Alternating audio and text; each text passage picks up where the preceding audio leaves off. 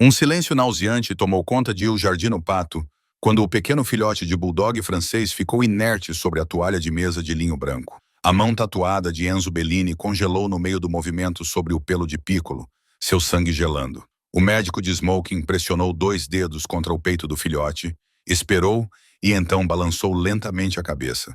Dom Bellini, sinto muito. Ele se foi. O que aconteceu naquele exato momento? Isabella Romano, que não falava com outro ser humano há 8 meses e nunca entrava em prédios com mais de uma saída, de repente abandonou todos os instintos de sobrevivência que havia desenvolvido nas ruas. Ela irrompeu pelas portas de serviço, ignorando as 3 armas que imediatamente se voltaram para seu peito. Ela apenas fixou os olhos no filhote, com a respiração presa. Ela não estava apenas vendo um animal moribundo. Ela estava reconhecendo o padrão exato de bloqueio respiratório que havia estudado em seu último semestre na faculdade de veterinária, pouco antes de o cartel assassinar seu professor e ela se esconder. Antes de começarmos, diga-me sua hora atual e de onde você está ouvindo. Isabella Romano havia aprendido a se tornar pequena. Não apenas fisicamente, embora com 1,63 m e apenas 45 quilos, a fome tivesse feito a maior parte desse trabalho, mas existencialmente. Ela havia dominado a arte de ocupar espaço sem reivindicá-lo, de existir sem ser vista. O beco atrás do Il Jardino Pato havia se tornado seu reino das sombras, uma faixa estreita de tijolos e lixeiras, onde os esquecidos da cidade podiam sobreviver com as sobras da elite da cidade. Ela encostou as costas na parede de pedra fria, puxou o capuz escuro sobre o rosto e observou a equipe da cozinha através da janela manchada de gordura. Era quinta-feira, o que significava que havia risoto especial. Às 21h30, eles jogariam pelo menos 3 pratos no lixo. Se ela calculasse bem o tempo, se permanecesse invisível por tempo suficiente, poderia comer naquela noite. O vento de fevereiro cortava o beco como uma faca cortando seda. Isabella puxou as mangas sobre as mãos, as mesmas mãos que antes seguravam bisturis com a precisão de uma pianista concertista, que suturavam artérias e diagnosticavam condições que confundiam seus professores. Agora, essas mãos eram ferramentas de sobrevivência, habilidosas apenas na delicada arte de vasculhar lixeiras sem fazer barulho. Uma explosão de risadas ecoou de dentro do restaurante. Através do vidro fosco da janela da sala de jantar, ela podia vê-los, as pessoas bonitas em suas roupas bonitas, gesticulando com taças de vinho que provavelmente custavam mais do que ela costumava gastar em livros didáticos. Ela não os odiava. O ódio exigia energia que ela não podia gastar, mas ela os observava com o fascínio distante de um antropólogo estudando uma espécie alienígena. Então ela o viu. Era impossível não notar o homem na mesa principal, mesmo do seu ponto de vista no beco. Ele estava sentado como um rei em sua corte, com seu terno azul marinho feito sob medida, lutando para conter os ombros que pareciam esculpidos em mármore. Tatuagens subiam de seu colarinho, trepadeiras escuras em sua pele morena. Mesmo a essa distância, mesmo através do vidro distorcido, Isabella podia sentir o peso de sua presença.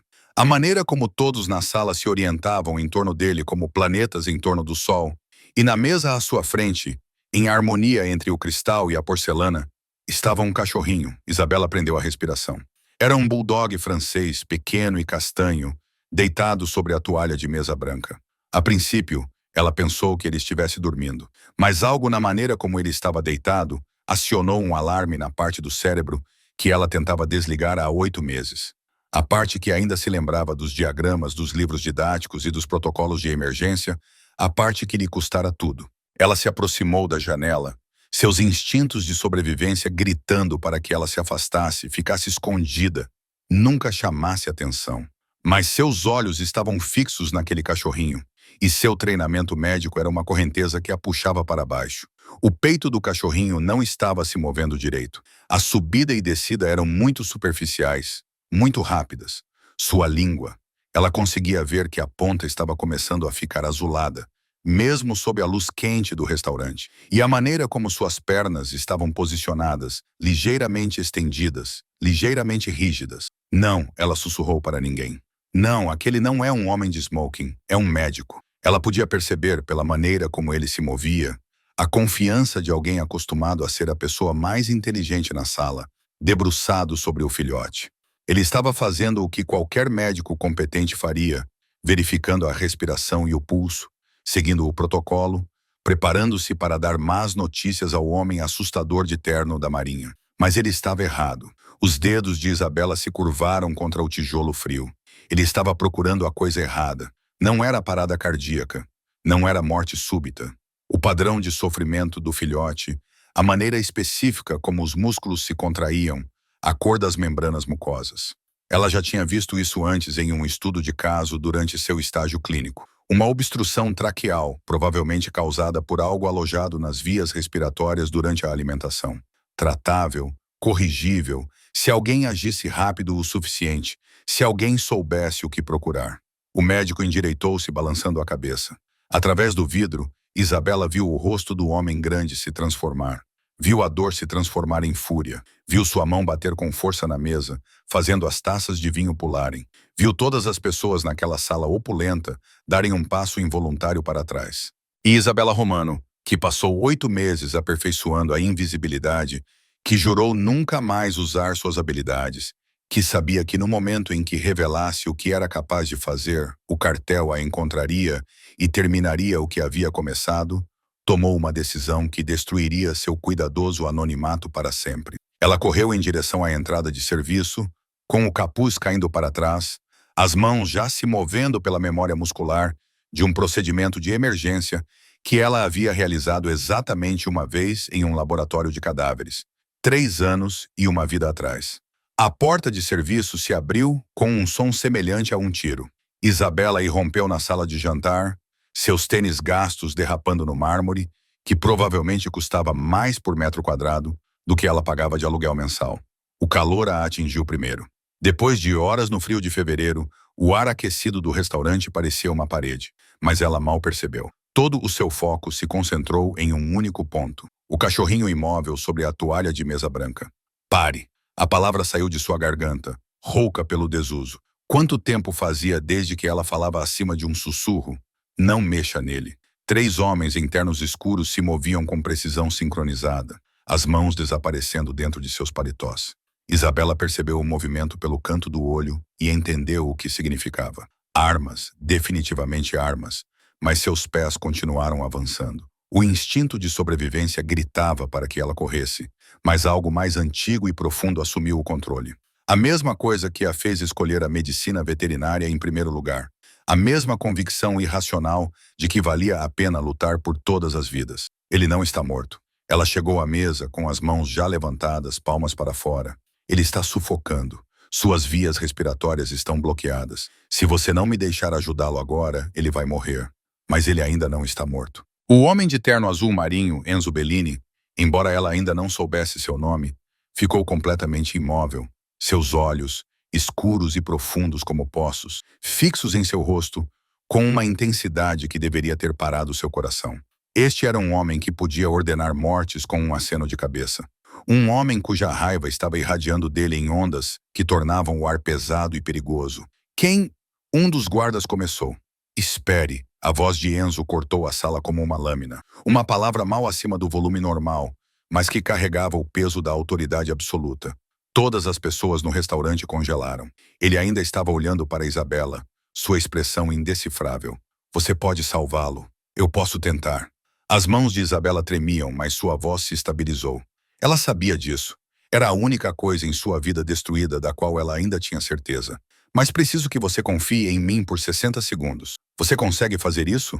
Algo brilhou nos olhos de Enzo. Talvez cálculo, ou a esperança desesperada de um homem vendo a única coisa que amava escapar. Ele acenou com a cabeça uma vez, de forma rápida e decisiva, e então passou o braço pela mesa. Taças de vinho, talheres, um decantador de cristal. Tudo caiu no chão em uma explosão de som e líquido. A toalha de mesa permaneceu no lugar, e sobre ela, o filhote moribundo. Isabela não hesitou. Ela se aproximou da mesa, seu olho treinado percebendo detalhes que os outros não tinham visto. As gengivas do cachorrinho estavam cianóticas, definitivamente por falta de oxigênio. O peito se movia, mas as respirações estavam ficando mais superficiais.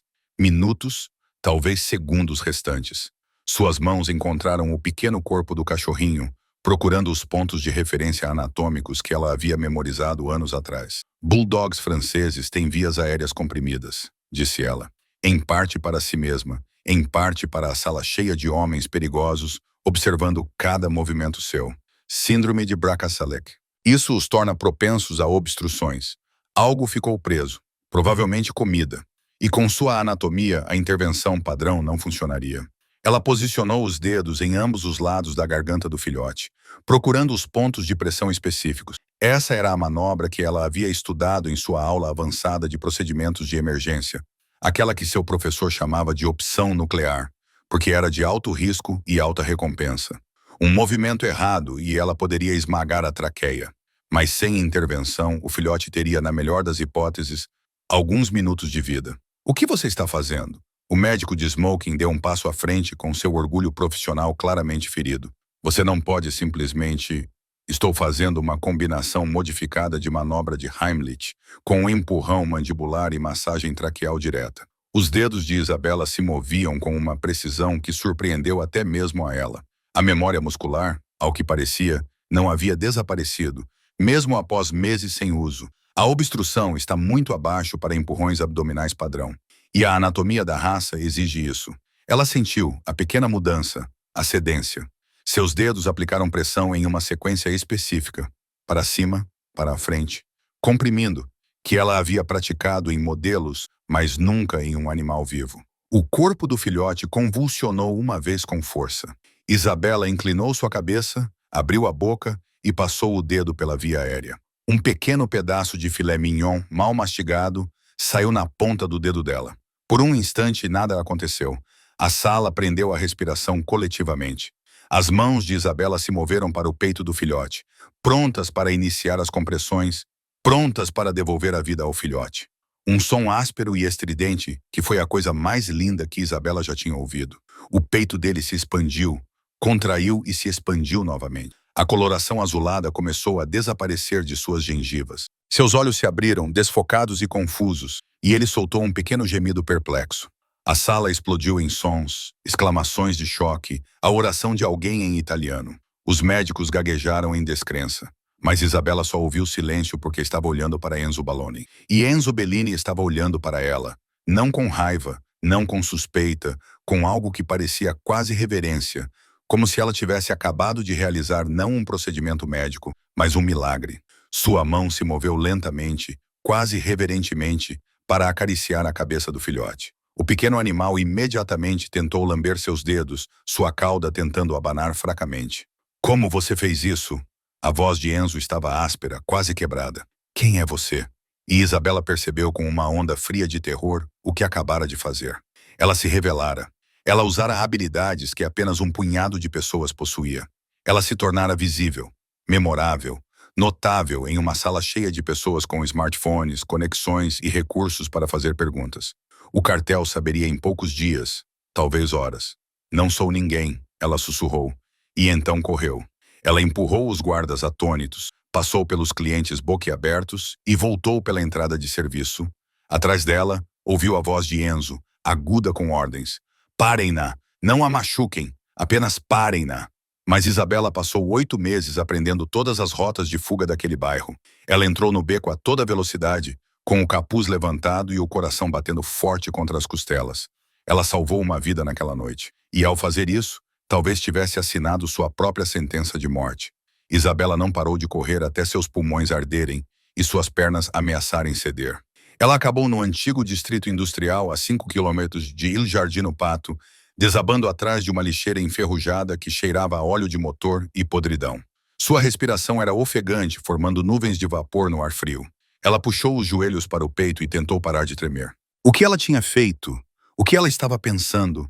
Ela não estava pensando. Esse era o problema. Ela viu um animal moribundo, 8 meses de invisibilidade cuidadosamente construída, evaporaram como vapor.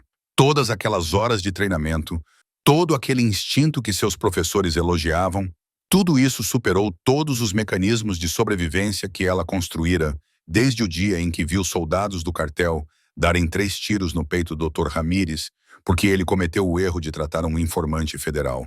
Suas mãos ainda tremiam. Ela podia sentir a sensação fantasmagórica da garganta do filhote sob seus dedos. O momento exato em que a obstrução cedeu. Ela o salvou. Ela sabia que sim. E agora ela iria morrer por isso. A família Bellini, Até Isabela, que passou a maior parte do ano vivendo fora do radar da sociedade, conhecia esse nome. Todos na cidade conheciam esse nome. Você não fazia contato visual com os soldados deles na rua. Você não fazia perguntas quando os negócios mudavam de dono da noite para o dia. Você definitivamente não invadia os jantares privados deles e colocava as mãos nas propriedades deles, mesmo para salvá-las. Eles iriam encontrá-la. Homens como Enzo Bellini não deixavam pontas soltas. Ela tinha visto o rosto dele, estado em seu santuário interno, testemunhado sua vulnerabilidade. Quanto tempo ela tinha? Um dia? Horas. Isabela se forçou a se levantar. Ela precisava se mover. Seu local habitual para dormir, atrás da biblioteca abandonada, estava comprometido. Ela havia mencionado o bairro a um menino de rua na semana anterior, e as informações tinham um jeito de se espalhar. Ela teria que encontrar um novo lugar, um lugar onde eles nunca pensariam em procurar. Um lugar que não existisse na cidade que Enzo Bellini possuía. A 3 quarteirões de distância, na parte de trás de um Mercedes preto parado em frente ao Il Giardino Pato, Enzo Bellini olhava para o seu telefone com a intensidade de um homem tentando mover objetos com a mente. Piccolo estava enrolado em seu colo, respirando calmamente agora, ocasionalmente emitindo pequenos sons de satisfação que mexiam com algo no peito de Enzo. "Alguma coisa?" perguntou ele sem levantar os olhos. Marco, seu chefe de segurança, se mexeu desconfortavelmente no banco do motorista. "Chefe, não temos nada." Nenhuma câmera captou o rosto dela claramente. O capuz bloqueou a maioria dos ângulos. Ela não tocou em nada que pudéssemos usar para identificar Prince. É como se ela já tivesse feito isso antes. Feito o quê? Desaparecido. Os dedos de Enzo se curvaram em um punho. "Ela não é um fantasma, Marco. Ela é uma mulher. Uma mulher que sabia exatamente como salvar meu cachorro quando um médico licenciado o declarou morto. Esse tipo de conhecimento não vem do nada. Estamos verificando faculdades de veterinária, programas médicos mais rapidamente." A voz de Enzo baixou para um tom perigoso que deixava soldados experientes nervosos. "Quero todos os recursos que temos nisso. Todos os contatos, todos os favores devidos. Quero que ela seja encontrada pela manhã." Marco hesitou. "Chefe, com todo o respeito. Por quê? Quero dizer, o cachorro está bem agora. Ela nos fez um favor e foi embora. Talvez devêssemos apenas... Apenas o quê?" Enzo olhou para cima e Marco imediatamente se arrependeu de ter falado. Deixá-la desaparecer. Fingir que algum anjo da guarda caiu do céu para realizar um milagre e desapareceu sem dizer nada. Sua mão se moveu para acariciar a cabeça de Piccolo. O gesto foi quase inconsciente. Ela o salvou. Marker, quando todos, incluindo eu, pensavam que ele estava morto, ela lutou contra guardas armados para salvá-lo. Você entende o que isso significa? Marco não entendia. Não realmente, mas ele assentiu mesmo assim. Significa que tenho uma dívida com ela. A voz de Enzo carregava o peso da convicção do mundo antigo. O tipo de código que antecedeu a lei e sobreviveu aos governos. Uma dívida de vida. A vida da minha família. Essa dívida não pode ser ignorada. Não pode ser cancelada porque é inconveniente. E se ela não quiser ser encontrada? Então ela está fugindo de alguma coisa. Os olhos de Enzo se estreitaram. E se ela está fugindo, precisa de proteção, que claramente não tem. Olhe para ela, Marco. Você viu suas roupas? Seu rosto? Aquela mulher está vivendo nas ruas. Ela tem habilidades que deveriam torná-la inestimável, mas, em vez disso, está se escondendo em becos. Isso não acontece por escolha própria. Marco pegou seu tablet, já acessando as imagens de vigilância dos quarteirões ao redor. Vou passar a informação para nossos contatos na comunidade de moradores de rua. Alguém deve tê-la visto. Com cuidado, Enzo advertiu. Não quero assustá-la. Sem armas, sem intimidação. Se alguém da nossa equipe levantar a voz para ela, eu mesmo quebrarei a mandíbula dessa pessoa. Entendido? Entendido? Marco fez uma pausa. O que dizemos aos homens sobre o motivo de estarmos procurando por ela? Enzo ficou em silêncio por um momento, sua mão ainda se movendo ritmicamente sobre o pelo de Piccolo. Diga a eles que estamos procurando por família, ele finalmente disse, porque foi isso que ela se tornou no momento em que o salvou. Ela só não sabe disso ainda. Ao amanhecer, Isabela havia encontrado refúgio temporário no porão de uma fábrica têxtil abandonada. Ela se encaixou entre duas máquinas enferrujadas, posicionando o corpo de forma a poder ver as duas saídas. Ela não dormiu. Cada som, cada rangido do metal, cada barulho de ratos nas paredes fazia a adrenalina subir em seu corpo. Quando passos ecoaram no espaço acima dela, deliberados e sem pressa, ela soube que seu tempo havia acabado. Ela se pressionou ainda mais contra as sombras, mal respirando, sua mente já calculando rotas de fuga. Os passos moviam-se metodicamente, procurando não a busca frenética dos desesperados, mas a busca paciente e minuciosa de profissionais que tinham todo o tempo do mundo. "Sabemos que você está aqui", gritou uma voz masculina, não ameaçadora, quase gentil. "Não estamos aqui para machucá-la. O Sr. Bellini quer conversar." O coração de Isabela batia forte contra as costelas. Era isso. Era assim que tudo acabava. Não em uma chuva de balas do cartel como o Dr. Ramírez, mas em um porão frio de fábrica nas mãos da máfia. Ela havia salvado o cachorro do chefe deles, e agora eles iriam garantir que ela nunca contasse a ninguém o que havia visto. Os passos se aproximavam.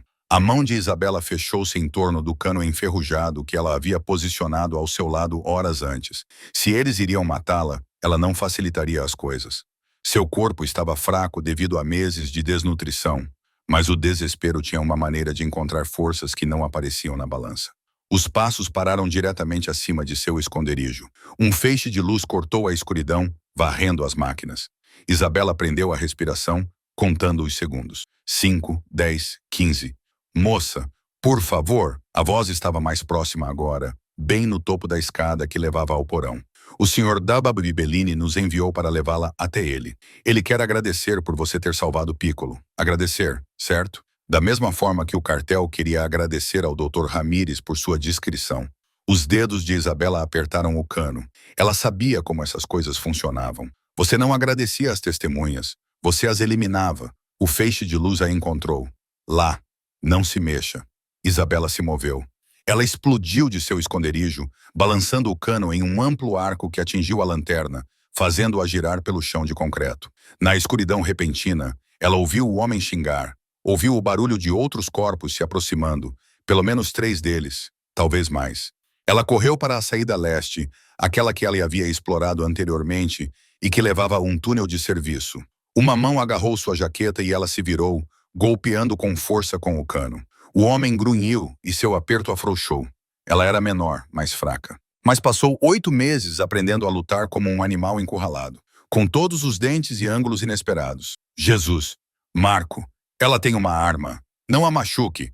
Ordens do chefe." A hesitação em suas vozes deu a Isabela mais 3 segundos. Ela chegou à porta antes que alguém a segurasse pela cintura por trás, levantando-a do chão.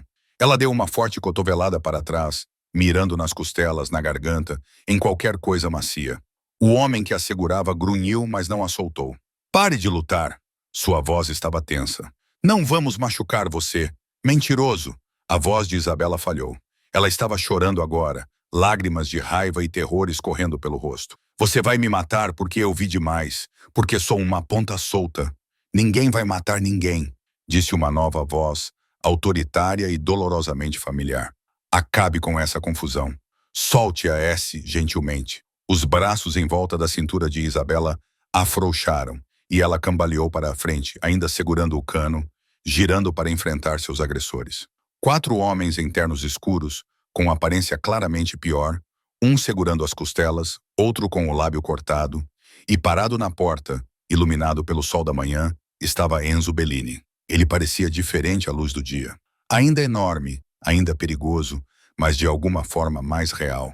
Menos como um pesadelo e mais como um homem. Ele segurava Piccolo no braço, com o cachorro abanando o rabo alegremente, completamente alheio à violência que sua presença havia catalisado. "Você."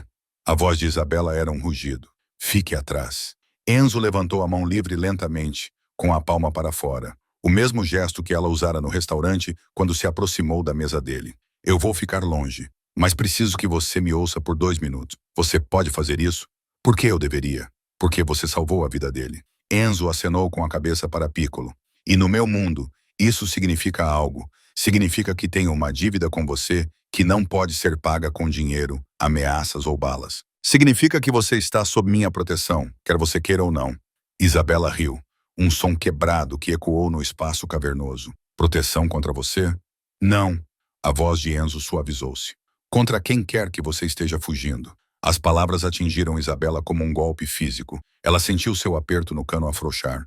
"Não sei do que você está falando. Você não vive em becos porque quer." Enzo deu um passo cauteloso à frente. Piccolo emitiu um pequeno som e sua cauda abanou com mais força, como se reconhecesse Isabela. Você não esconde o rosto porque é tímida. Você não tem habilidades que poderiam torná-la inestimável e prefere passar fome. Alguém te machucou. Alguém está procurando por você. E você está fugindo há tanto tempo que esqueceu que existe outra opção. Você não sabe nada sobre mim. Eu sei que você é veterinária ou estava se formando para ser uma. Mais um passo. Seus homens ficaram para trás, observando seu chefe com expressões de preocupação e confusão. Eu sei que você é instruída, habilidosa e desesperada o suficiente para arriscar sua vida por um cachorro de um estranho. Eu sei que você está sozinha. E eu sei que, seja lá do que você esteja fugindo, é ruim o suficiente para que até mesmo a máfia pareça uma opção melhor do que voltar. As costas de Isabela bateram na parede. Ela não tinha para onde recuar. O que você quer de mim? Uma semana? Enzo parou de andar, deixando 3 metros de espaço entre eles. More na minha casa de hóspedes. Monitore Piccolo. Certifique-se de que ele esteja totalmente recuperado. Em troca, pagarei os $10.000 e garantirei sua segurança. Após 7 dias, se quiser ir embora, você vai embora. Sem amarras, sem obrigações. Mas você vai embora com recursos que não tem agora. E se eu disser não, você sai daqui agora mesmo. E eu nunca mais vou incomodá-la. A expressão de Enzo era indecifrável. Mas aqueles homens que estão procurando por você, eles vão encontrá-la eventualmente. Você sabe que vão. Você não pode se esconder para sempre com os bolsos vazios e contando com a sorte. Isabela queria discutir. Queria dizer a ele que ela tinha se virado bem por 8 meses, que não precisava da ajuda, do dinheiro ou da proteção dele, mas seu corpo tremia de exaustão e queda de adrenalina. E o cano parecia incrivelmente pesado em suas mãos. Uma semana, ela se ouviu dizer: "E eu durmo com a porta trancada. A pousada inteira é sua, fechaduras em todas as portas, janelas, o que você precisar." Os ombros de Enzo relaxaram um pouco. "Você tem minha palavra. Ninguém vai tocar em você. Ninguém vai incomodá-la. Você está lá para cuidar do cachorro, nada mais." "Por quê?" A pergunta saiu quase como um sussurro. "Por que você se importa tanto com uma dívida?" Enzo olhou para Piccolo e algo em sua expressão se quebrou. "Porque ele é a única coisa na minha vida que me ama sem medo", disse ele baixinho. "E você o devolveu para mim quando todos diziam que ele tinha morrido. Essa não é uma dívida que eu levo na brincadeira." Ele se virou para a porta, mas parou. "Tem um carro lá fora. Roupas limpas, comida, o que você precisar. Meus homens vão te dar espaço, mas vão te ajudar a se instalar. Pense nisso como um trabalho. Se ajudar. 7 dias de trabalho por os 10.000. O trabalho mais bem pago que você já teve." Isabela ouviu-se afastar, com a cabeça de Piccolo descansando satisfeita em seu ombro. Os 4 homens que a encurralaram já estavam recuando, um deles ainda esfregando as costelas onde ela o havia acertado. Ela deveria correr. Todos os seus instintos gritavam para que ela largasse o cano e corresse para uma saída antes que aquilo se tornasse uma armadilha da qual ela não poderia escapar. Em vez disso, ela os seguiu para a luz do sol. A casa de hóspedes era maior do que qualquer apartamento em que Isabela já tivesse morado, incluindo aquele que ela dividia com 2 colegas durante seu curso de veterinária. As janelas do chão ao teto davam para jardins bem cuidados, que provavelmente exigiam uma equipe em tempo integral. Os móveis pareciam ter saído de uma revista, com linhas simples e tecidos caros que Isabela tinha medo de tocar com as mãos ainda sujas. Ela ficou parada na porta por 1 minuto inteiro, incapaz de entrar.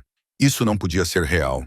A qualquer momento, alguém iria rir e lhe mostrar o verdadeiro alojamento com o galpão de jardinagem nos fundos. Mas o motorista de Enzo, um homem calado chamado Vincent, que cuidadosamente evitou olhar para o hematoma que se formava em seu queixo, onde ela o havia golpeado, simplesmente colocou a bolsa dela na entrada e gesticulou para dentro. "Os banheiros ficam ali. A cozinha está abastecida. O Sr. Bellini trará Piccolo esta noite para o primeiro exame." Ele parou na porta. "Pelo que vale a pena, senhorita, nenhum de nós jamais viu o chefe assim. Você realmente fez algo extraordinário." Então ele se foi e Isabela ficou sozinha com mais luxo do que havia experimentado em 8 meses de sobrevivência. Ela caminhou lentamente pelo espaço, tocando as coisas timidamente, meio convencida de que elas se dissolveriam sob seus dedos. Uma cama king size com lençóis que provavelmente custaram mais do que seu primeiro carro. Um banheiro com um chuveiro que tinha 6 cabeças diferentes e controles que pareciam pertencer a uma nave espacial. Uma geladeira cheia de comida de verdade. Não restos, não lixo. mas frutas e vegetais frescos e queijos que ela nem sabia pronunciar. Ela começou a chorar em frente à geladeira aberta, seu corpo sacudido pelos soluços que ela havia reprimido por meses. Quando as lágrimas finalmente pararam, ela tirou suas roupas sujas, entrou no chuveiro e ficou debaixo da água quente o suficiente para doer até que sua pele ficasse vermelha e a sujeira de 8 meses fosse pelo ralo. Enzo chegou precisamente às 7 horas. Piccolo trotava ao lado dele em uma coleira de couro que provavelmente custou mais do que todo o guarda-roupa de Isabela na faculdade de veterinária.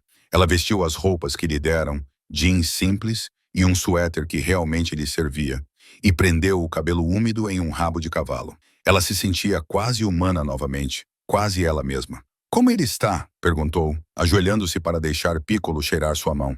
O rabo do cachorro começou a abanar freneticamente, com toda a parte traseira balançando de entusiasmo. Bem, melhor do que bem, na verdade. Enzo a observava com o mesmo foco intenso do restaurante. Ele está mais enérgico do que eu o vi nas últimas semanas. Isabela passou as mãos pelo corpo de Piccolo, verificando se havia algum trauma residual do incidente de asfixia. Sua respiração parecia clara. A frequência cardíaca estava boa. Ela levantou o lábio dele para verificar as gengivas, rosadas e saudáveis, mas algo a incomodava. Um detalhe do restaurante que ela havia arquivado no caos. "O que você dá para ele comer?" perguntou ela. Enzo piscou, claramente sem esperar pela pergunta. "O melhor Filet Mignon, geralmente salmão, comida fresca, nada processado, só o melhor. Você está envenenando ele." As palavras saíram mais duras do que Isabela pretendia. Em sua visão periférica, ela viu Marco, que havia seguido Enzo e se posicionado perto da porta, enrijecer. Você não dizia a Enzo Bellini que ele estava fazendo algo errado. Não se você valorizasse sua existência, mas Isabela estava olhando para Piccolo, para o leve vermelhidão ao redor de seus olhos, a leve irritação em sua pele que ela inicialmente atribuiu ao trauma de asfixia.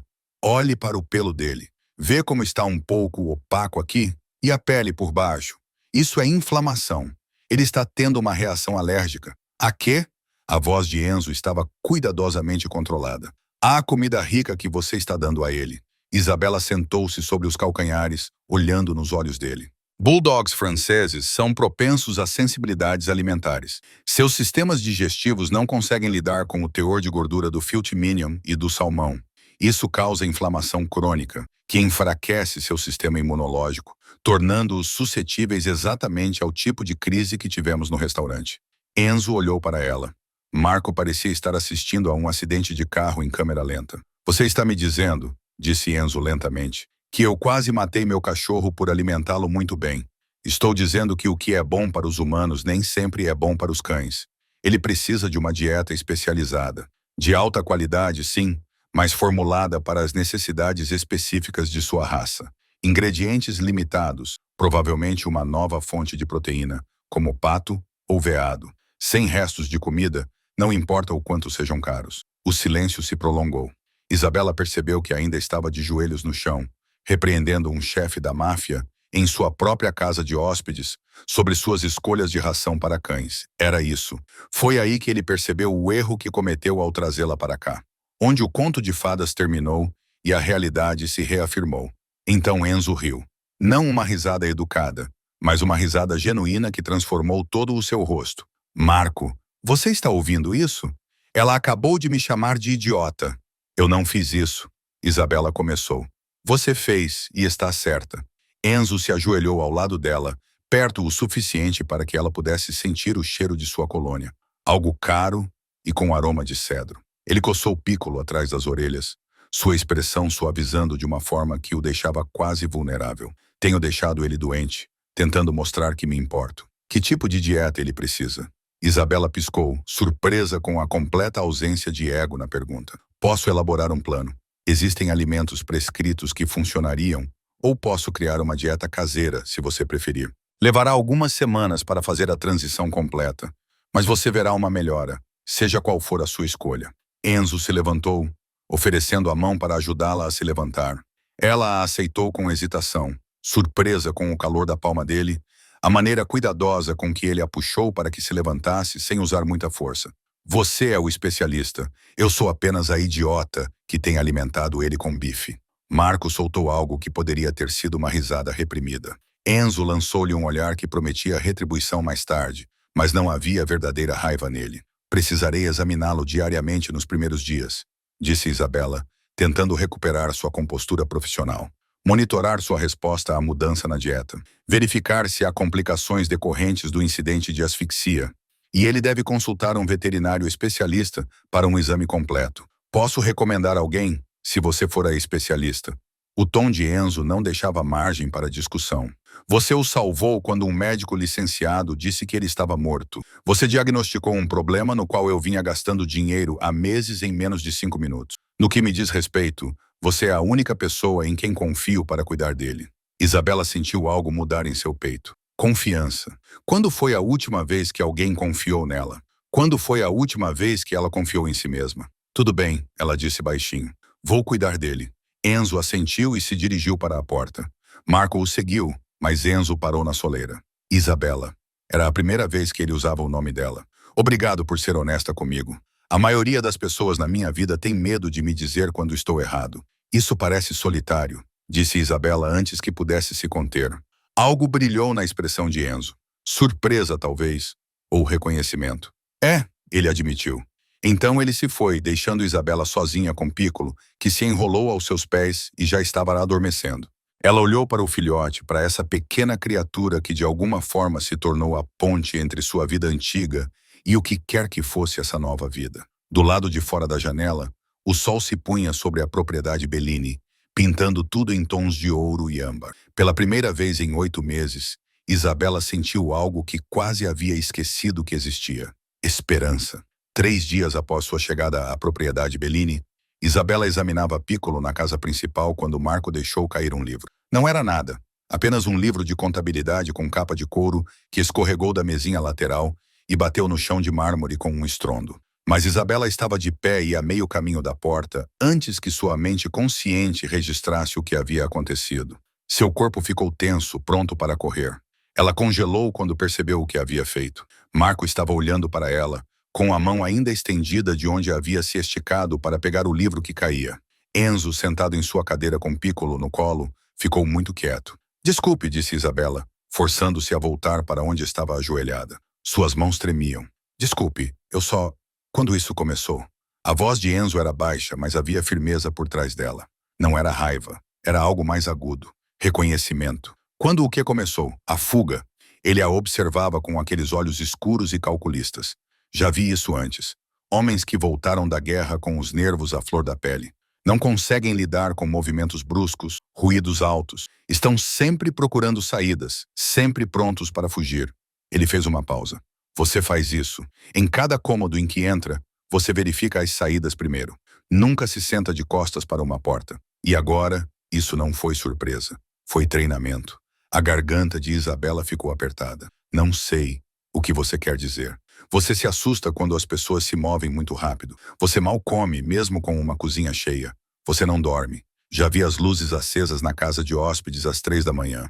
Enzo colocou o Piccolo gentilmente no chão. Sua atenção agora estava toda voltada para Isabela. Alguém te machucou? Ou alguém está tentando? Eu deveria ir.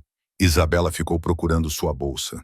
Piccolo está indo bem com a nova dieta. A inflamação já está diminuindo. Você não precisa que eu me sente. Não foi um pedido. Isabela se viu afundando na cadeira, com o coração batendo forte contra as costelas. Era isso. Ele iria investigar. Ele iria descobrir.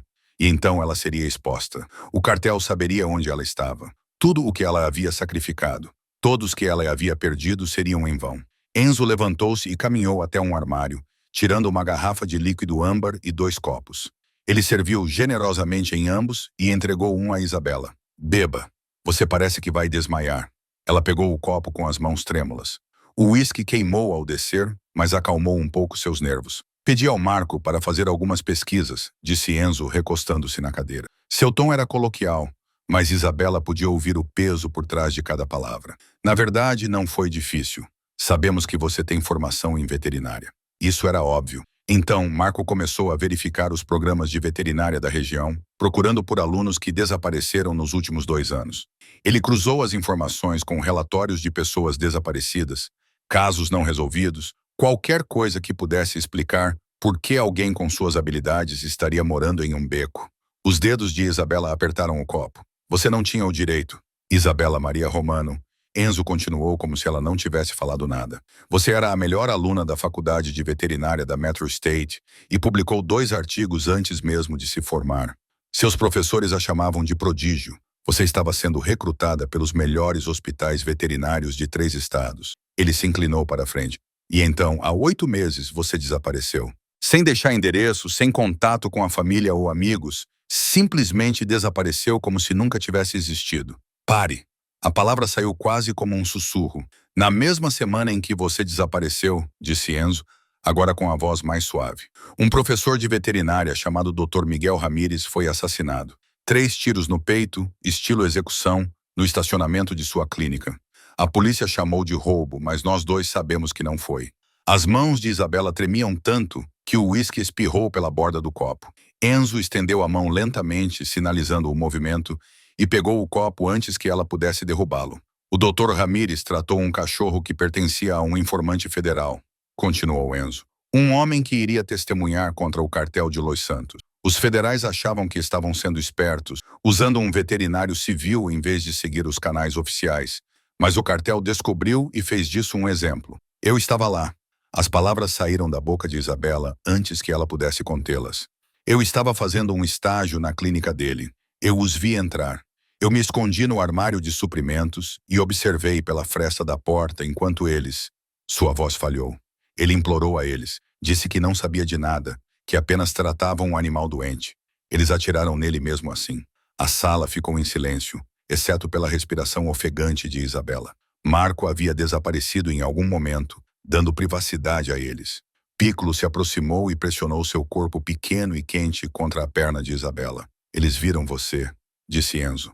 Não havia dúvida. Um deles. Quando estavam saindo, ele olhou para trás e nossos olhos se encontraram pela fresta da porta. Foi só por um segundo, mas foi o suficiente. As mãos de Isabela foram para o rosto, cobrindo os olhos. Eu corri.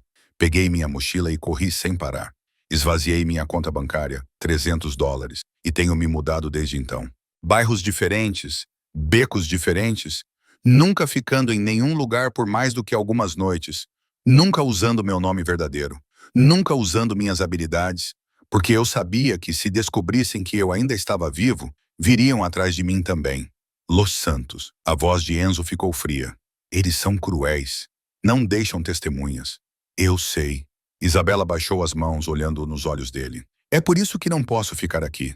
Se descobrirem onde estou, se me ligarem a você, não serei responsável por trazer essa guerra à sua porta. Enzo ficou em silêncio por um longo momento, com uma expressão indecifrável. Então, ele fez algo que Isabela não esperava. Ele sorriu. Não era um sorriso agradável. Era o sorriso de um predador, cheio de dentes e promessas. Isabela, acho que você não entende como isso funciona. Ele recostou-se na cadeira, completamente relaxado. O cartel de Los Santos opera sob minha proteção nesta cidade. Eles pagam tributo para transportar seus produtos pelo meu território. Eles pedem permissão antes de conduzir seus negócios. Eles são, no grande esquema das coisas, peixes pequenos em um lago muito grande. Eles mataram Dr. Wes Ramírez em plena luz do dia porque ele não estava sob a proteção de ninguém. Os olhos de Enzo fixaram-se nos dela. Mas você está. Você salvou Piccolo, o que significa que você é La Família.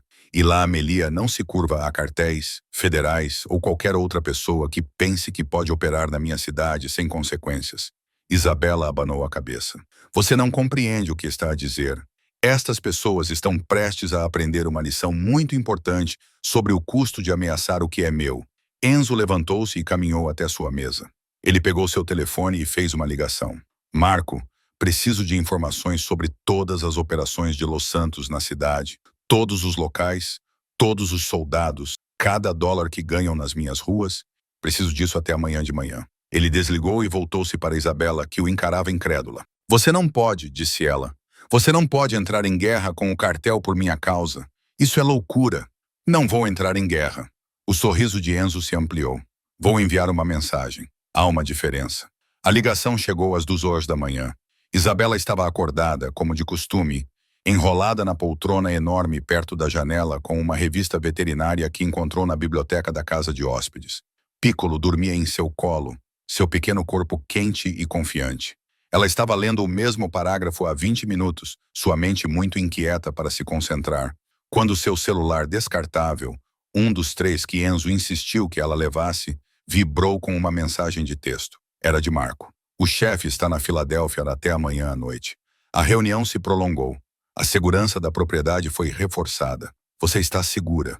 Isabela olhou para a mensagem, tentando identificar por que ela fazia seu estômago se contrair de ansiedade. Enzo lhe contou sobre a viagem ontem, pediu desculpas por deixá-la sozinha e garantiu que seus homens morreriam antes de deixar alguém tocá-la. Ela acreditou nele. Ela acreditou.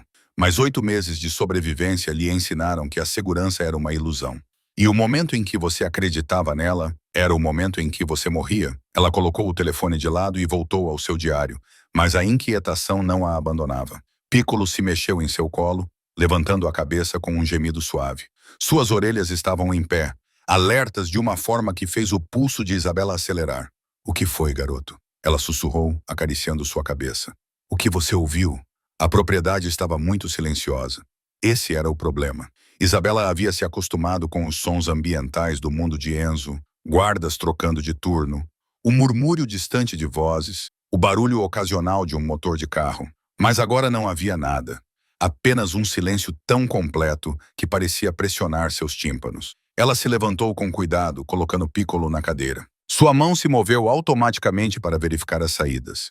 Porta da frente, porta dos fundos, a janela do quarto que ela havia testado na primeira noite para ter certeza de que abria. Seu celular estava no bolso. A pequena faca que Marco lhe dera por precaução, segundo ele, embora ambos soubessem o que uma faca poderia fazer contra soldados do cartel, estava enfiada em seu cinto. Isabela foi até a janela da frente e espiou através das cortinas. Os holofotes que normalmente iluminavam o terreno estavam apagados. Todas elas. Ela prendeu a respiração. Não era uma queda de energia. As luzes da casa principal ainda estavam acesas, visíveis através das árvores. Apenas a segurança do perímetro estava desligada. Seu celular vibrou novamente. Outra mensagem de Marco. Fique dentro de casa. Tranque tudo. Não abra a porta para ninguém. As mãos de Isabela já estavam se movendo, verificando as fechaduras, fechando as cortinas. Piccolo estava agora em seus calcanhares, sentindo seu medo, com o rabo abaixado. Ela o pegou no colo e foi para o quarto, o cômodo mais defensável da casa de hóspedes. Apenas uma entrada, porta reforçada, janela com uma visão clara da árvore. Ela estava na metade da sala quando a energia acabou. A escuridão total engoliu a casa de hóspedes. Isabela congelou, seu coração batendo tão forte que ela podia senti-lo na garganta. Isso não era uma precaução. Era um ataque. Através da janela, ela os viu. Sombras se movendo entre as árvores, pelo menos 6 delas, espalhando-se em um padrão coordenado que denotava treinamento militar. Não eram os homens de Enzo. Seus soldados se moviam de maneira diferente. Com a confiança casual de pessoas em seu próprio território, esses homens se moviam como caçadores, baixos e rápidos, e totalmente silenciosos. Los Santos a havia encontrado. A mente de Isabela passou rapidamente por várias opções, descartando-as tão rápido quanto elas surgiam. Ela não podia correr. Eles teriam o perímetro coberto. Ela não podia lutar. 6 homens armados contra uma mulher com uma faca de bolso e um cachorrinho. Ela não podia pedir ajuda porque quem quer que tivesse cortado a energia provavelmente também havia bloqueado os sinais de celular. E mesmo que ela conseguisse ligar, Enzo estava a 200 metros de distância. E seus homens estavam... Onde estavam seus homens? Marco havia dito que a segurança havia sido reforçada, mas Isabela não tinha visto um único guarda desde que as luzes se apagaram. Ou eles haviam sido neutralizados, ou um deles havia deixado o cartel entrar. O pensamento a atingiu como água gelada. Um espião. Alguém na organização de Enzo que havia vendido sua localização para Los Santos por Deus sabe qual preço. Alguém que havia esperado até Enzo se ausentar. Até a propriedade ficar vulnerável. Alguém que estava prestes a vê-la morrer. Isabela pegou seu telefone com as mãos trêmulas, sem sinal, como ela temia. Mas o celular descartável tinha um recurso que Marco insistira em incluir. Um sinalizador de emergência que transmitia diretamente para a rede de segurança de Enzo, mesmo sem serviço de celular. Ela o ativou, rezando para que alguém estivesse monitorando, sabendo que mesmo que respondessem imediatamente seria tarde demais. O som de vidro se quebrando veio da casa principal, não da casa de hóspedes. Eles estavam atacando a residência de Enzo primeiro, provavelmente procurando por ela lá. Ela tinha minutos, talvez segundos. Piccolo choramingou em seus braços. Isabela pressionou o rosto contra o pelo macio dele, respirando seu cheiro de cachorrinho, e tomou uma decisão. Ela não podia se salvar, mas podia salvá-lo. Ela se moveu rapidamente para o quarto, abriu a janela o mais silenciosamente que pôde. As árvores estavam próximas, fornecendo cobertura. Ela beijou a cabeça de Piccolo uma vez, depois o empurrou pela janela para a grama macia abaixo. Ele olhou para ela, confuso, começando a latir. Corra, ela sussurrou. Vá encontrar Marco. Vá. Piccolo hesitou. Então seus instintos entraram em ação e ele correu para as árvores, sua pequena forma desaparecendo nas sombras. Isabela observou até não conseguir mais vê-lo, com alívio e terror disputando seu peito. Pelo menos um deles sobreviveria a isso. A porta da frente da casa de hóspedes explodiu para dentro, não arrombada ou forçada, mas destruída com explosivos suficientes para arrancar a fechadura. Isabela girou a faca repentinamente em sua mão, embora não se lembrasse de tê-la sacado. Um homem saiu da fumaça, iluminado pela luz da lua, com um rifle nas mãos. Isabela Romano, seu sotaque era forte, sul-americano. Você nos levou a uma grande perseguição, Bequênia, mas a fuga termina hoje à noite. Mais 2 homens entraram atrás dele, espalhando-se para cortar qualquer fuga. Isabela recuou em direção ao quarto, sua mente calculando distâncias, ângulos, impossibilidades. A janela ainda estava aberta atrás dela. Ela poderia pular, tentar correr, provavelmente conseguiria percorrer 3 metros antes que eles atirassem nas suas costas. Ou ela poderia lutar e ganhar tempo. Tempo para Marco responder ao sinalizador. Tempo para Enzo aparecer do nada e salvá-la. Tempo para um milagre que ela sabia que não iria lhe acontecer. O Dr. Ramírez mandou lembranças, disse o homem, levantando o rifle. Oh, espere. Não, ele não mandou, porque colocamos 3 balas nele, assim como estamos prestes a fazer. O tiro veio de fora, não dos soldados do cartel. Da escuridão além da porta explodida. O líder se contorceu e caiu, uma mancha vermelha se espalhando pelo peito. Seus companheiros se jogaram para se proteger, enquanto mais tiros soavam, precisos e profissionais através da porta, iluminados pelo clarão do cano. Isabela viu Marco. Não sozinho, pelo menos uma dúzia de soldados de Enzo, movendo-se com eficiência letal. O tiroteio foi breve e brutal. Quando terminou, 3 soldados do cartel estavam mortos e os outros se espalharam pela noite. Marco apareceu na porta do quarto com uma expressão severa. Você está ferida? Isabela balançou a cabeça, incapaz de falar. A faca caiu de seus dedos dormentes. O informante era S. Marco disse baixinho. Ele cortou a energia. Gia bloqueou os sinais, disse a Los Santos quando o chefe estaria ausente. Ele vem fornecendo informações para eles há semanas. Seu maxilar se contraiu.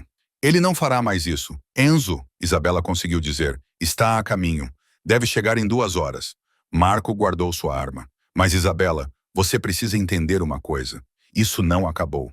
Se Los Santos está disposto a atacar a propriedade Bellini, a plantar um espião em nossa organização, eles querem você morta o suficiente para arriscar tudo. Isabela encostou-se na parede, suas pernas finalmente cedendo. Eu sei que o chefe vai acabar com isso, disse Marco. De uma forma ou de outra, isso acaba agora. O telefone de Enzo tocou quando ele ainda estava a 1 hora da cidade. A voz de Marco saiu pelo alto-falante, tensa com uma urgência controlada. Chefe, temos um problema. Los Santos atacou a propriedade. Isabela está segura por enquanto, mas eles estão se reagrupando. Estou contando pelo menos 20 inimigos na floresta ao redor da propriedade. Eles não vão sair sem ela. O velocímetro do Maserati de Enzo passou dos 90. Quantos homens temos? 12 em quem confio completamente. Talvez mais 8 se eu chamar as equipes externas, mas isso leva no mínimo 15 minutos. Uma pausa. Chefe, eles têm RPGs, não estão mais brincando. É um ataque militar completo. As mãos de Enzo apertaram o volante até seus nós dos dedos ficarem brancos. Onde ela está?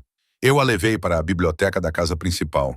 Paredes reforçadas, porta de aço, apenas uma entrada. Ela está com Piccolo. Coloquei 4 homens do lado de fora, mas se eles romperem o perímetro, não será mais possível. A voz de Enzo baixou para um tom que deixava assassinos experientes nervosos. Segure-os por 45 minutos. Estou indo. Ele desligou e pisou fundo no acelerador. O motor rugiu quando o velocímetro atingiu 120. As árvores passavam embaçadas na escuridão. A mente de Enzo já calculava trajetórias, pontos fracos, a maneira mais rápida de acabar com isso. Los Santos queria uma guerra. Eles estavam prestes a aprender o que isso realmente significava. Isabela encostou as costas nas prateleiras de mogno da biblioteca, com Piccolo agarrado ao peito. O cachorrinho tremia, captando o terror dela. Ocasionalmente choramingava quando o som de tiros ecoava do lado de fora. A biblioteca era exatamente como Marco descreveu, uma fortaleza disfarçada de sala de leitura. Mas Isabela sabia que qualquer fortaleza poderia ser violada com tempo e poder de fogo suficientes. A porta de aço estava trancada por dentro. Marco colocou um telefone em suas mãos antes de trancá-la lá dentro. Não abra esta porta para ninguém, exceto para mim ou para o chefe. Não importa o que você ouça. Fique onde está. Isso tinha sido há 20 minutos. Desde então, os sons do combate estavam cada vez mais próximos. Tiros de armas automáticas, explosões que sacudiam as janelas, ordens gritadas em espanhol e inglês, homens gritando. Isabela tentava não pensar no que os gritos significavam. Tentava não imaginar Marco, Vincent ou qualquer outro soldado de Enzo morto no jardim. Uma explosão maior do que as outras sacudiu toda a casa. Livros caíram das prateleiras. Uma rachadura apareceu na janela. Piccolo gritou e Isabela o segurou com mais força, seus lábios se movendo em orações que ela havia abandonado anos atrás. Por favor, ela sussurrou para a sala vazia. Por favor, deixe-o chegar a tempo. Os tiros lá fora atingiram um crescendo. Depois cessaram repentinamente. O silêncio era pior do que o barulho. Isabela olhou para a porta com o coração batendo forte. Era isso. Eles haviam invadido. Os homens de Marco estavam mortos ou dispersos. O cartel estava vindo atrás dela e não havia mais para onde fugir. Passos no corredor. Vários pares movendo-se com determinação. Uma voz em espanhol. La biblioteca. Ela está na biblioteca. Alguém tentou abrir a maçaneta da porta. Quando ela não abriu, eles recuaram. Isabela sabia o que viria a seguir.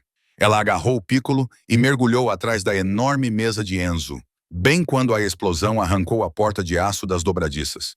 O estrondo foi ensurdecedor. Fumaça e detritos encheram a sala. Através do zumbido em seus ouvidos, Isabela ouviu botas no mármore. Homens entrando na biblioteca. Ela se encolheu atrás da mesa, com uma mão sobre o focinho de Piccolo para mantê-lo quieto. A outra segurava a faca de bolso inútil. Isabela Romano. A voz era culta, quase gentil, diferente da dos soldados. Era alguém no comando. Não adianta se esconder. Meus homens têm imagens térmicas. Podemos ver exatamente onde você está. Um ponto vermelho apareceu na mesa acima da cabeça de Isabela. Ela fechou os olhos. Foi assim que tudo acabou. Não em um beco, como ela sempre imaginara, mas em uma biblioteca cercada por livros, segurando um cachorrinho. Havia mortes piores. Então ela ouviu um som que não pertencia ao lugar.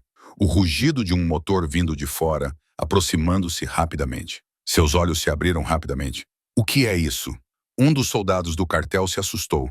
A parede explodiu, não por causa de explosivos, mas pelo impacto. O Maserati de Enzo atravessou a parede externa da biblioteca como um míssil, espalhando tijolos, gesso e homens. O carro estava destruído, com vapor saindo do capô amassado. Mas a porta do motorista se abriu e Enzo saiu com uma arma em cada mão. Ele não hesitou, não parou para avaliar a situação, apenas começou a atirar com a precisão de um homem que matava desde antes de Isabela nascer.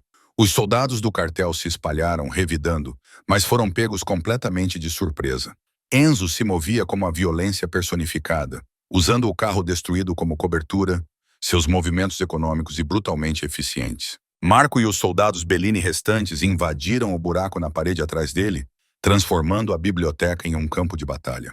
O tiroteio durou talvez 30 segundos. Quando terminou, 6 soldados do cartel estavam mortos e o resto havia recuado. Enzo saltou por cima de sua mesa destruída e caiu de joelhos ao lado de Isabela. Suas mãos se moviam freneticamente sobre ela, verificando se havia ferimentos, seu rosto contorcido com algo que parecia agonia. Você está ferida? Eles tocaram em você? Isabela, fale comigo. Estou bem. Sua voz saiu surpreendentemente firme. Nós duas estamos bem. Os ombros de Enzo caíram de alívio. Então ele a puxou contra seu peito, um braço ao redor dela, o outro estendido para acariciar a cabeça de Piccolo. Isabela podia sentir o coração dele batendo forte contra sua bochecha. Podia sentir o tremor em suas mãos que ele tentava esconder. Sinto muito, ele disse em seu cabelo. Eu deveria estar aqui. Eu deveria ter protegido você melhor. A culpa é minha. Você atravessou uma parede. Isabela se afastou para olhá-lo. O rosto dele estava cortado por estilhaços de vidro, os nós dos dedos ensanguentados. Ele parecia meio selvagem de raiva e medo. Você literalmente atravessou uma parede para chegar até mim. Eu teria atravessado 10 paredes. As mãos dele envolveram o rosto dela. Você não entende. Você não é apenas uma dívida a ser paga. Você é... Uma explosão lá fora o interrompeu. Marco apareceu na porta com uma expressão sombria. Chefe, eles têm reforços. Pelo menos mais 30 vindo pela estrada de acesso. Estamos em desvantagem numérica de 3-1. Enzo se levantou, puxando Isabela com ele, mantendo-a atrás dele. Então igualamos as chances. Marco, pegue nossas armas pesadas. Chame toda a equipe que temos em um raio de 80 quilômetros. Quero 100 soldados aqui nos próximos 20 minutos. Chefe, isso é uma guerra. Sim. O sorriso de Enzo era assustador. Eles queriam uma, agora eles têm uma. Mas isso não termina com retirada ou negociação. O cartel de Los Santos cometeu um erro fatal quando atacou minha casa e ameaçou minha família. Hoje à noite vamos acabar com isso de vez. Ele se virou para Isabela, sua expressão suavizando-se um pouco. Fique aqui atrás da mesa. Não saia. Não importa o que você ouça, Enzo. Vou reduzir esta cidade a cinzas antes de deixá-los tocar em você novamente. Ele beijou sua testa, rápido e intensamente. Então ele se foi. Isabela recostou-se atrás da mesa. Piccolo pressionou-se contra seu peito e ouviu o som da guerra eclodindo lá fora. Através do buraco na parede, ela podia ver flashes de tiros iluminando o céu noturno. A propriedade Bellini havia se tornado um campo de batalha e no centro dela estava um homem que acabara de declarar guerra total a um cartel inteiro. Tudo porque ela salvara seu cachorrinho. O sol nasceu sobre a propriedade Bellini 6 horas depois, iluminando uma paisagem transformada pela violência. A fumaça ainda subia dos veículos em chamas espalhados pelo terreno. Equipes de emergência moviam-se entre os destroços, com movimentos eficientes e silenciosos. A polícia local havia chegado, dado uma olhada na carnificina e saído discretamente quando Marco explicou que se tratava de um assunto de família. Todos na cidade entendiam o que isso significava. Isabela sentou-se nos degraus de pedra da casa principal, com um cobertor enrolado nos ombros, observando a limpeza com um distanciamento entorpecido. Piccolo dormia em seu colo, exausto do terror da noite. Ela contou 17 corpos sendo carregados em sacos pretos. Tentou não pensar em quantos deles tinham vindo procurá-la especificamente. Quantas famílias acordariam naquela manhã sentindo falta de alguém porque ela tinha sido tola o suficiente para salvar um cachorrinho em um restaurante. Enzo saiu da casa com a camisa rasgada e manchada de sangue, um curativo enrolado no braço esquerdo. Ele estava coordenando com seus soldados, ligando para contatos em toda a cidade, garantindo que todos os agentes restantes de Los Santos soubessem exatamente o que acontecia com organizações que ameaçavam a família Bellini. Isabela ouviu partes dessas conversas. Elas foram conduzidas no mesmo tom calmo e comedido que ele usava ao discutir a dieta de Piccolo, mas as palavras em si eram aterrorizantes. Ele se abaixou no degrau ao lado dela, perto o suficiente para que seus ombros se tocassem. Por um longo momento, nenhum dos dois falou. Eles apenas observaram o sol subir, transformando a fumaça em ouro. Acabou, Enzo finalmente disse. A liderança de Lantos está morta. Os sobreviventes estão espalhados. Aqueles que não estão em sacos mortuários estão escondidos e permanecerão assim, se forem espertos. Ele fez uma pausa. Marco interceptou as comunicações. Eles estão saindo completamente da cidade. Sabem que não podem vencer. A voz de Isabela era quase um sussurro. Quantos dos seus homens morreram? 3. O número pesava entre eles. Vincent. Esse é o traidor, mas ainda era um dos meus. E Tommy, que tinha 23 anos e acabara de ficar noivo no mês passado. Enzo cerrou os dentes. As famílias deles serão cuidadas. Suas mortes não serão esquecidas. Eles morreram por minha causa. Morreram protegendo a família. Enzo virou-se para olhá-la. Foi para isso que se alistaram. Foi a escolha que fizeram. Você não precisa carregar essa culpa. Não preciso? O riso de Isabela foi amargo. Eu deveria ter continuado correndo. Eu nunca deveria ter parado naquele beco. Nunca deveria ter olhado pela janela. Nunca. Nunca deveria ter salvado Piccolo. Enzo apontou para o cachorrinho que dormia pacificamente em seus braços. Nunca deveria ter me mostrado que ainda existem pessoas neste mundo que agem por compaixão em vez de cálculo. Nunca deveria ter me lembrado como é se importar com algo além do poder e do território. Isabela não respondeu. Ela não conseguia. As lágrimas que ela havia contido a noite toda finalmente transbordaram, silenciosas e incontroláveis. Enzo a puxou contra o peito, uma mão acariciando sua cabeça, a outra tomando cuidado para não perturbar o cachorrinho adormecido. Me escute, ele disse baixinho. O que aconteceu esta noite não foi culpa sua. Foi culpa de homens que achavam que podiam pegar o que queriam sem consequências. Homens que se esqueceram de que algumas coisas neste mundo são sagradas. Você me lembrou quais são essas coisas. Eu não sou sagrada, disse Isabela contra a camisa dele. Sou apenas uma pessoa que cometeu um erro há 8 meses e vem pagando por isso desde então. Você testemunhou um assassinato e se recusou a ficar em silêncio. Você salvou uma vida quando todos diziam que era impossível. Você lutou quando foi encurralada em vez de desistir. Enzo se afastou o suficiente para olhar nos olhos dela. Isso não são erros, Isabela. Isso é integridade. Isso é coragem. Esse é exatamente o tipo de pessoa que pertence à La Família. As palavras pairaram no ar entre eles. La Família, família, não no sentido biológico, mas no sentido que importava no mundo de Enzo. Os laços que foram escolhidos, que foram forjados com sangue, lealdade e confiança. Não entendo, disse Isabela. Enzo se levantou, puxando-a gentilmente para que ela também se levantasse. Piccolo se mexeu, mas não acordou. Ao redor deles, os soldados de Enzo se reuniram. Marco, os guardas restantes, os reforços que chegaram durante a batalha. Pelo menos 40 homens, todos observando seu chefe com expressões de curiosidade e respeito. Isabela Romano, disse Enzo, sua voz ecoando pelo terreno. Salvou minha vida ao salvar a vida da pessoa que mais amo neste mundo. Ela fez isso correndo um grande risco pessoal, sem pedir nada em troca. Ela foi perseguida, ameaçada e atacada. E apesar de tudo isso, ela demonstrou uma força e uma graça que me deixam humilde. Ele fez uma pausa, seus olhos examinando os soldados reunidos. A partir deste momento, ela é La Família. Minha família sob minha proteção. Qualquer um que a ameaçar está me ameaçando diretamente. Qualquer um que a prejudicar terá que responder a mim pessoalmente. Isso não é um pedido ou uma sugestão, é uma lei. Os soldados acenaram com a cabeça, alguns colocando os punhos sobre o coração em sinal de reconhecimento. Marco deu um passo à frente, oferecendo a Isabela uma leve reverência que parecia quase cerimonial. Bem-vinda à família, Dorar Romano. Isabela olhou para os rostos ao seu redor. Homens duros que acabaram de travar uma pequena guerra em sua defesa e que agora a tratavam com uma diferença que parecia surreal. Então ela olhou para Enzo, para a feroz proteção em sua expressão, a promessa escrita em cada linha de seu corpo. Não quero mais ser indefesa, disse ela baixinho. Não quero me esconder, fugir ou ter medo toda vez que alguém se move muito rápido. Se vou ficar, se realmente faço parte desta família, então preciso contribuir com algo mais do que apenas cuidar de Piccolo. Um sorriso surgiu nos lábios de Enzo. O que você tem em mente? Você tem soldados que se machucam, que precisam de cuidados médicos que não podem receber em hospitais sem responder a perguntas.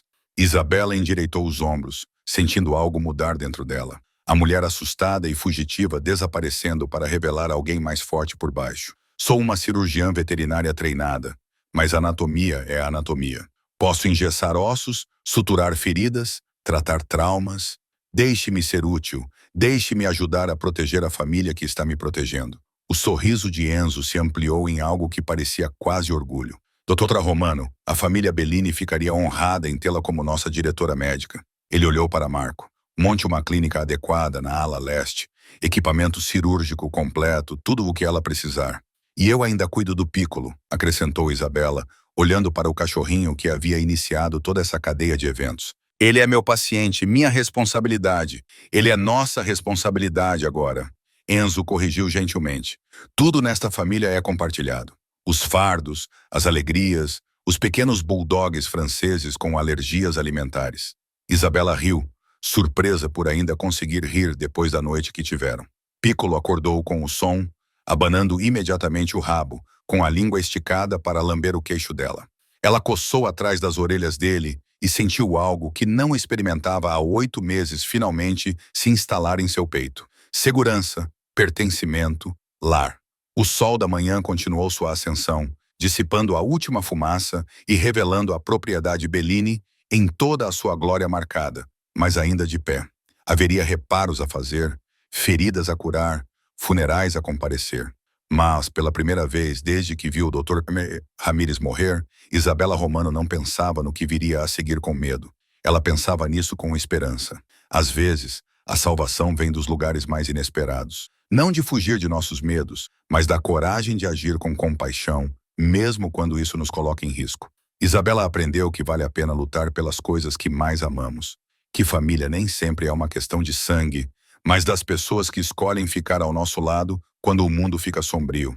E às vezes, os menores atos de bondade, como salvar um cachorrinho, mostrar misericórdia, recusar-se a deixar o medo nos tornar cruéis, podem mudar não apenas nossas próprias vidas, mas as vidas de todos ao nosso redor.